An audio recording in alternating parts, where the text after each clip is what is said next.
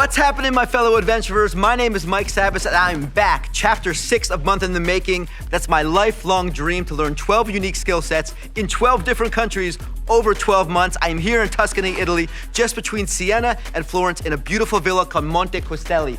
And I'm here in Italy to become a culinary artisan, learn the local farming techniques, and then bring it all the way through to a delicious meal. Tonight, it's my first trial by fire. 2 of the guests are gonna be served from meals that I picked out in the garden with our local master, and we're going in the kitchen momentarily to cook it and present it. I need to make my mother proud. The pressure is on. Let's go.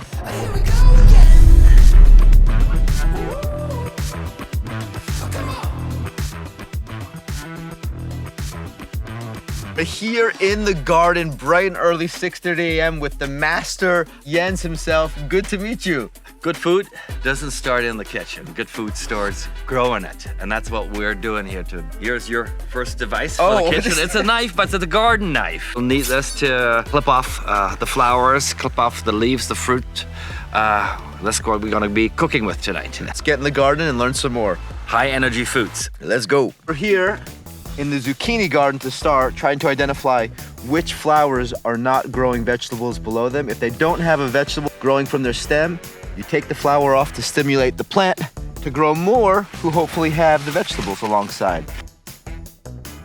Our gardeners wear gloves. We got some huge ones. Oh, baby tomatoes.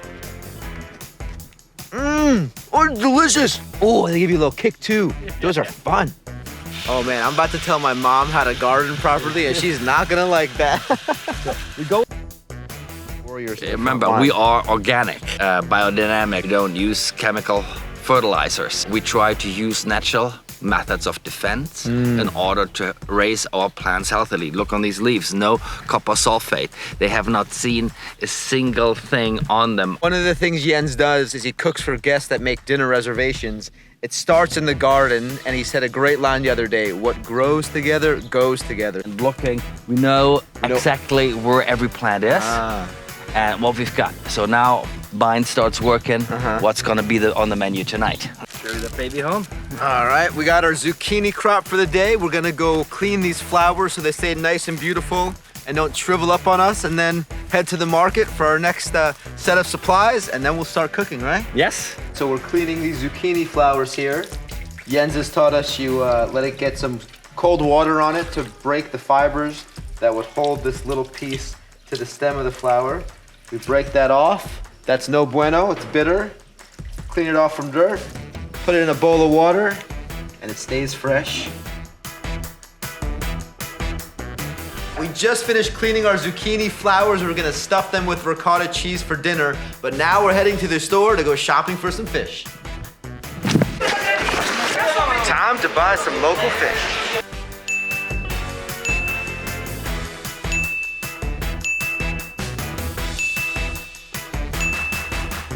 All right, we just got back from the supermarket. Next step of the process is to review what we have from the garden, review what we got at the store, and set it so we know the plan for today. So we want to do 4 little tiny tastes as a mixed appetizer. We're gonna do a lukewarm kohlrabi soup. We're gonna do a toast anchovies agretti. We'll do a potato and pawpaw salad, a cucumber potato salad then, garganelli, and we will serve that with a caponata. This is a southern Italian style of dressing pasta, and so we won't use Parmesan, but we will use buffalo mozzarella instead. Oh yes, it's my favorite.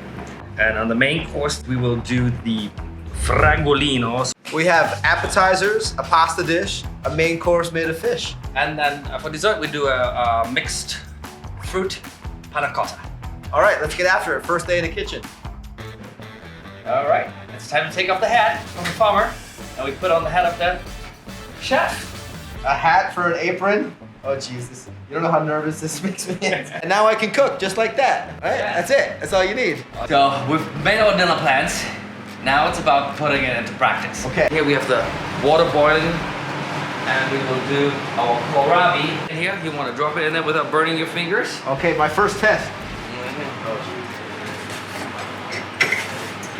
Burn my finger.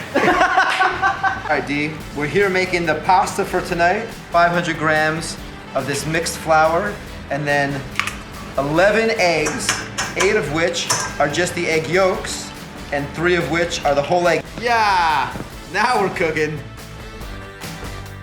So we're here mixing the eggs and the flour by hand. Somehow this is gonna turn into pasta. No salt, no oil. That's the only ingredient to handmade pasta. That's it. That's it. Come on now. Kneading the dough here because apparently it wasn't the consistency was slightly off. It was a little too moist.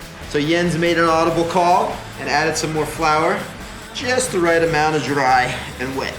What's harder, 50K marathon or kneading some pasta dough? I'm gonna say kneading some pasta dough. Now it starts to get the sort of like smooth behind of a baby's.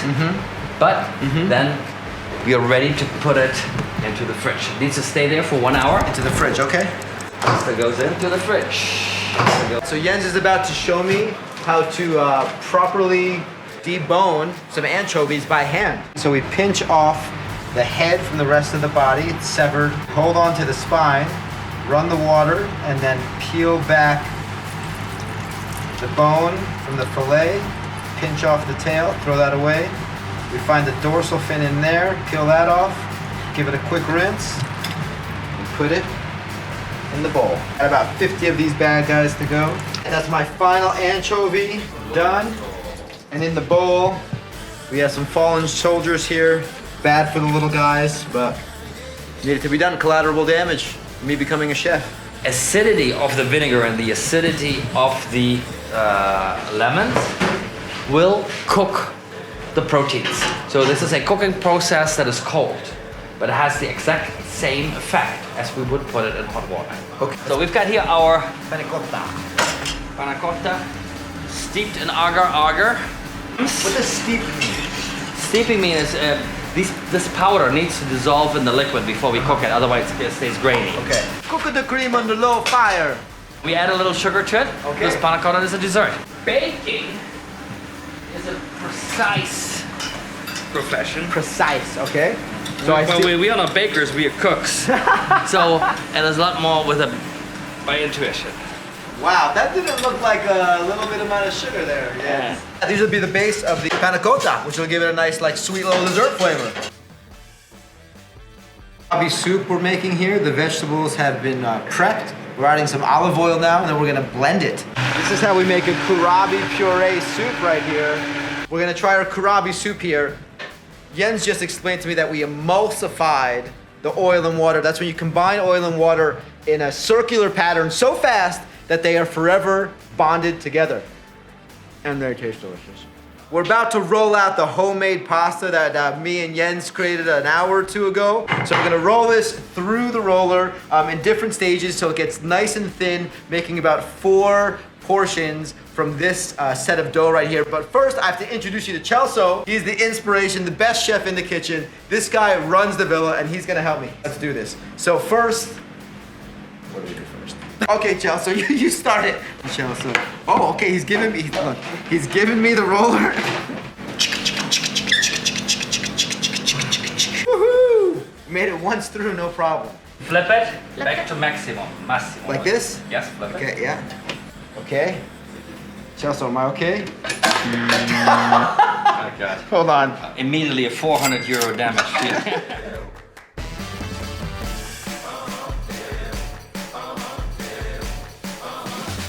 Got a long plate of pasta here. I pull it out here. It's nice and thin. Start laying it over because we don't want it to tear. We don't want to pull it here. The sheets this size. We made pasta almost. We are just cutting this up into squares and we're gonna carve it down into pasta-sized shapes, I believe. This is garganelli pasta. This is what we're making for dinner. So in order to get this shape and this consistency, we're at this stage in the process. We've carved the pasta sheets down into perfect squares, placed them on this little rolling pin, pull it down the line, not too hard so it breaks. Whoopah! So we do this about, I don't know, 180 times. Yes. And we should have enough for 8 people to enjoy dinner. Oh, that's right. There's popo, there's octopus on the menu tonight. I just watched my octopus teacher. I've never handled octopus in my life raw. This is gonna get ugly. You have to get octopus exactly to 73 degrees Celsius so that the arms scrunch up like this. So it's not quite out of boil. And we're gonna make a cold potato octopus salad with this.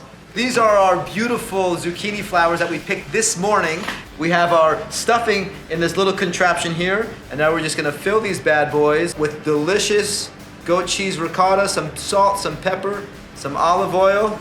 Make it beautiful, give it a little twist of some sort, and voila. We nailed it. We made our zucchini, flour, ricotta, stuffed goat cheese delicacies. One more trip to the garden to get some fresh potatoes and fresh onions before this meal can be done, and we're running behind schedule 1 hour until our guests arrive. Let's go, Chelsea. So we just ran to the garden. Chelsea handed me a pitchfork. Apparently, potatoes grow underground. I did kind of know that, but I don't know what to do here. So just stab it. Okay. Yes. Just stab it. And there's gonna be a potato in here, is what you're telling me? Hey, there's potatoes! Yeah, nice potato, bro. Hey! Congratulations. First day done. My first day in the kitchen. Ma, I made it. I'm standing, there's no blood. I think this is gonna be delicious. Let's celebrate with some champagne.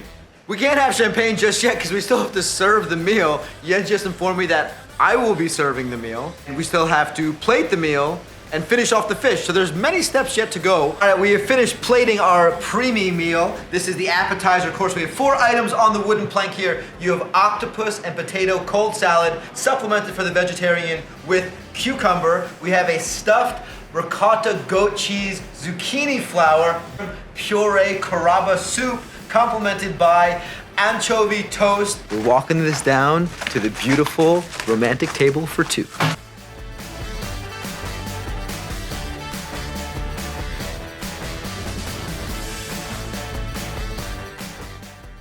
I was a server when I was 18, literally the toughest job I ever had in my life. I swore to myself, never again would I be a waiter. I thought I had a heart attack serving people chicken parm and pizza. That was so stressful. Look at our beautiful little pastas. These are the most adorable little guys I've ever seen in my life. Homemade garganelli pasta with mixed sauteed vegetables on top, mixed beforehand on the stove to make all the flavors dissipate. Not like this American bullshit where you add the pasta sauce on top after the pasta's made. Panguli. All right, plato secondi, the second course meal, the pasta dish. This was the homemade garganelli pasta that we rolled, we pounded, we put through the presser or whatever you call it by ourselves, and now we've added sauteed vegetables on top. Let's bring it out to our guests and see what they think. Presente garganelli pasta, homemade. Garganelli. How'd that go, Mike?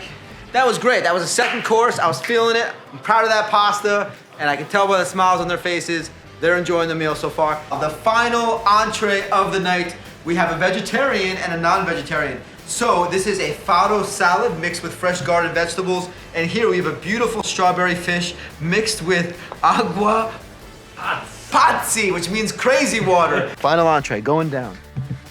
Strawberry fish in agua piazza. Pazza. Pazza, crazy water. We are officially done for the night. That is my first day of cooking with Jens here. How did I do? Man, if you told me you'd never been in a kitchen all your life, that was pretty spectacular. I learned so much. This is an amazing kitchen, an amazing villa, and really, I mean, I think in total we spent 8 hours between being in the garden, going to the grocery store, the fishmonger, prepping the food, cooking the food, presenting the food. I have so much more respect for A, my mom, B, my grandma, and C, all chefs around the world, especially if they're doing it the organic and sustainable way and the biodynamic way, because what I saw today gives me a whole new level of understanding into what goes into making real food. The bar has been raised. Thanks to you, my brother. I can't wait for tomorrow, day 2. Yes. And now I'm ready to take this apron off. Again, get this thing off me. Let me do some dishes. Let me drink some wine and go to bed. That's for you. Here we go. We'll keep that for tomorrow.